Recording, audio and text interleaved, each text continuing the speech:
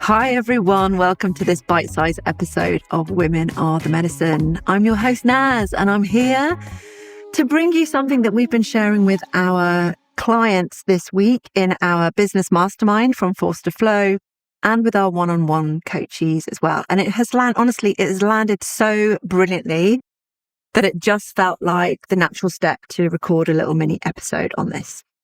I also just wanted to give you a word about our offering, which is the From Force to Flow Mastermind and our one-on-one coaching. And that is that we've got some openings for the remainder of the year. So if you're a co-founder, a founder, or a business owner, an entrepreneur, and you are fed up of running yourself into the ground, running your business, then our From Force to Flow container might just be the ticket for you. I'm going to pop a link in the show notes so you can take a little look about those two offerings. And if you feel like we could indeed be the people to help you to go from force to flow, then we invite you to book a call with us and we'll show you exactly how these containers could benefit your business. Okay, so let's dive into what we're talking about today, because it's going to be powerful and I hope just as liberating as it was for our clients last week. And this is telling you all about the energy behind how you run your business. And we're talking here specifically about the worker bee energy and the queen bee energy. And these aren't just metaphors. These are archetypes that live in your nervous system, your habits, your mindset, and ultimately how you show up, how you hold yourself as a business owner. So if your business feels like a treadmill that you are constantly on, that you are at the mercy of, not a throne, then this episode is for you. Let's get into it. So I want to start first of all by giving you some context of the worker bee. And I'm telling you, you're gonna spot this one in a heartbeat. It is so common. This is the archetype. The worker bee is the archetype that most women in business were taught to live inside. Anytime you get a job, you are basically trained by the patriarchy, by capitalism, to be diligent, to be dependable, to be relentless, to be the worker bee. And so what happens is that when you start your own business, you just bring this blueprint of energy into whatever it is that you've created, and you replicate that unconsciously. So the worker bee is the female business owner who is burning the midnight oil, who is responding to every email, every text immediately, who's spinning a gazillion plates, who's tweaking her offers late at night, and who's still wondering, am I doing enough? Right? The worker bee, it's important to her to be liked. It's important to her to be booked, to be respected. She doesn't like conflict. She just gets on with things. And her value is deeply tied to output. So if you are someone that is task orientated and you like taking things off the list, I hate to break it to you, ladies, you're in your worker bee. And the worker bee, let me just clear this up, because the worker bee is not bad. We need to be worker bees in our business. But what happens is if you are a solopreneur, you're doing the job of more than one person, because you're wearing multiple worker bee hats. You're wearing your marketing hat, you're wearing your admin hat and your finance hat. You're doing the client enrollments, you're delivering the service to the clients, you're doing all of it. So you're over functioning and probably underpaid and overwhelmed. So the crux of it is the worker bee just keeps going. And because she finds it hard to say no, even to herself, she just is on that treadmill and it feels like it's never ending. Beneath it all is fear. There's this fear of, if I slow down, everything's going to fall apart. And it feels like a real fear, because literally she's spinning so many plates that if she stops, things are going to fall down. And so her success strategy becomes survival. Okay. And hustle culture, it works, but it only works for a while. Eventually, if you are continuously in your worker bee energy, you're going to burn out. So many of us have been there. And instead of your business becoming a place of joy, it becomes a source of resentment. And you start questioning your worth. You compare yourself to other people. You end up spiraling down and probably have more than once contemplated just quitting altogether, getting a job, forget it, it's too hard. Are you with me? You're not alone in this, okay? And all of this, it isn't a strategy problem. It's not that you're doing things wrong, right? It's an identity problem. The worker bee is stuck working in her business. You need to adopt a slightly different energy, not slightly different, completely different energy when it comes to working on your business. So let's talk about the queen bee. The queen bee is not the worker bee on a day off. Okay. She's not just a relaxed worker bee. She's running on a completely different operating system.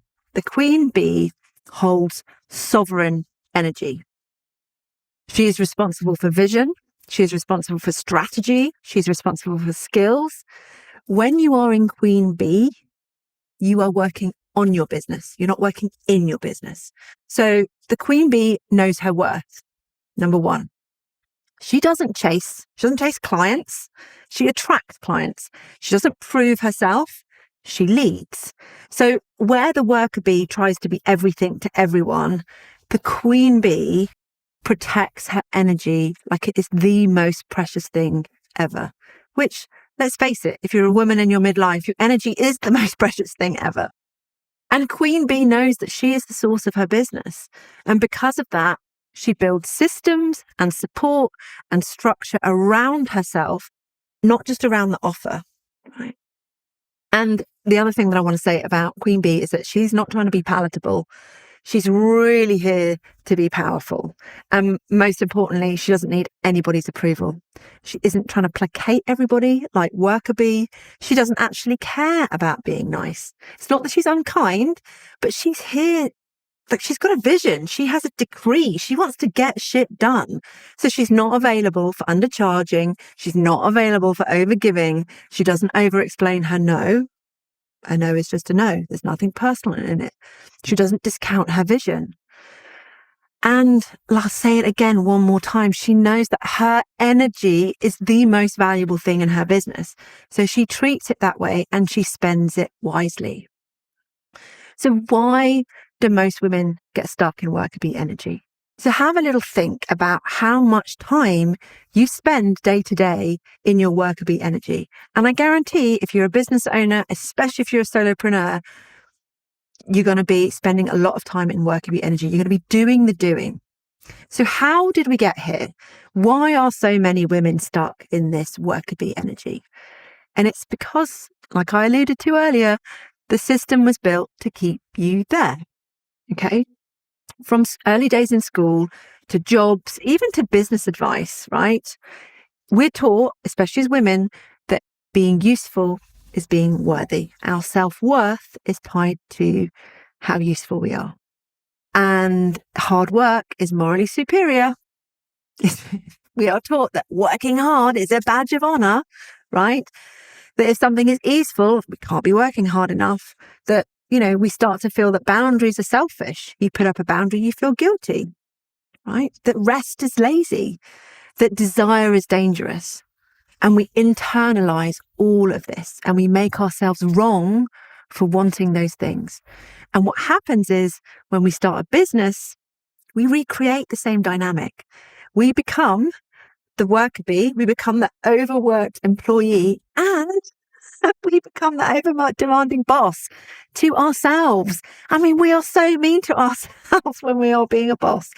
And the result is that we create this business that the wheel is turning and it's running on fear and guilt and survival. And the antidote is not to take another fucking spa day or to do less. The antidote is to reclaim your power and to lead from queen bee energy. Okay. So how do we make this rebalance? How do we make this shift? How do we make it really embodied from moving into worker bee into queen bee without abandoning your ambition and your values and your drive? We're not here to take that away from you. So the first thing is to audit your energy before your strategy. So before you ask yourself, what should I do today? You need to ask, who's doing the doing, right? What is it that needs to be done is a question not to ask the worker bee, because the worker bee will hand you a list of a gazillion things that need to be done. What needs to be done is a decision that is taken by the queen bee. She commands your strategic arm. So the difficulty is you don't want to move from worker bee into queen bee several times a day. So the idea is that when you are working on your strategy, which is what am I doing in my business? What is the plan? What is the overall strategy? You need to be in your queen bee energy. Okay. So how do you do that? A really great place to start is to feel into the difference, right? To be embodied. You know what it's like. Play along with me here. You know what it's like to be in worker bee energy. Your head is down, you're typing away, you're busying away like a little busy bee. You're probably thinking about all the things that need to get done. Even in other areas of your life. Oh, I must get the washing on. I must pick up the children from school. It's all worker bee energy, right? And it's frenetic and it's fast and it's leaning forwards. Now, if you shift yourself into queen bee energy and you sit back on an imaginary throne and you lean back and you imagine sitting up straight and surveying your court, right? And you're looking at your court and you're going, what needs to be done? What needs to be done in my queendom today? Where needs the most attention? What needs my attention? And so the queen bee slows down. She trusts. She's connected to her vision, to her big why. She's not in the weeds of things, right? You don't want to be in your queen bee energy doing your work because she doesn't want to work, right? The queen bee wants to direct. She wants to command. So it's distinctly different to sit in your queen bee energy and your worker bee energy. So when you ask yourself, who's doing the doing today? Whose energy do I need to be in for this, whatever it is that I need to do? And a really good place to start is to start your week in queen bee energy. Move into worker bee energy to do the doing and keep checking in. Anytime you have a challenge, anytime you have a difficulty, anytime there is drama, can you shift into your queen bee energy? Because she doesn't do drama. She does data, right? She makes decisions not from a personal place. She's elevated. So that's, in a nutshell, how you play around with embodying the queen bee energy and feeling how it's distinctly different from the worker bee energy. What else can you do? You can raise your standards, not your output. So you can ask yourself the question, what am I tolerating now that's draining me? Like, have I got clients who are draining me, who don't align? Am I over-delivering in my programs? Have I set myself up to just be exhausted? Am I selling something at a price that doesn't reflect the transformation that I bring? So the queen bee is not about working less, but she raises her standards. Her motto is, this is what I'm available for, and that's what I'm not available for. Raising your standards and holding to those standards sends a very powerful signal to the universe, to yourself, and to other people who want to work with you, that your time and your energy is precious.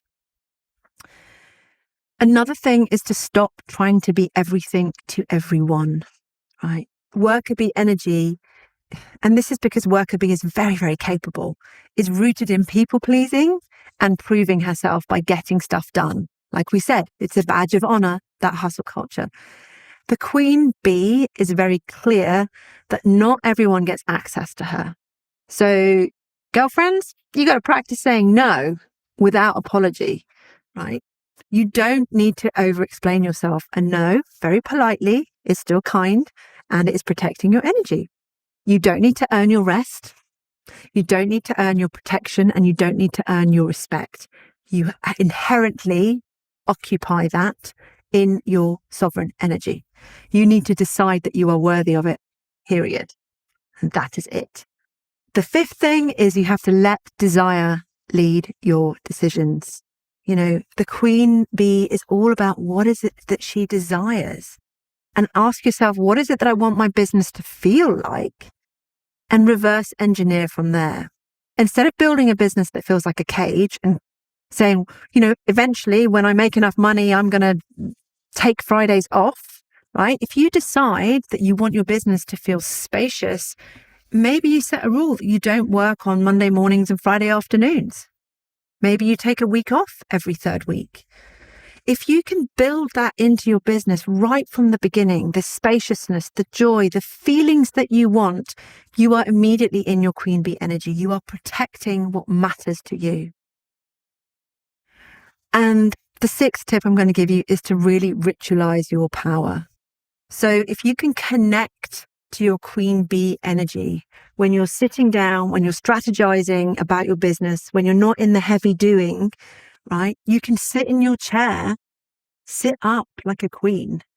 You can speak the truth to yourself. What is it that I want, right? The queen bee is radically honest with herself. And you can start your day with any kind of rituals like, okay, what am I declaring today, right? I am in my sovereign power. Today I am going to enroll those clients. I am going to, whatever it is that you want that day, right? I am going to have a nice, slow, spacious day. I'm going to treat myself to a lunch. I am going to meet with 5 people this week and have conversations with them and see if they want to come and work with me. Like the queen bee is very invitational in her energy. But if you ritualize this power, if you can create a little routine for yourself, so I'm going to sit in my queen bee energy, you can let your nervous system calibrate to being that kind of leader who trusts herself. Okay. So I'm going to wrap up in a minute, but I just want to leave you with a couple of truths. You cannot scale your business from worker bee energy. Well, that's not true. You can, but it might kill you. So you cannot scale your business sustainably from worker bee energy.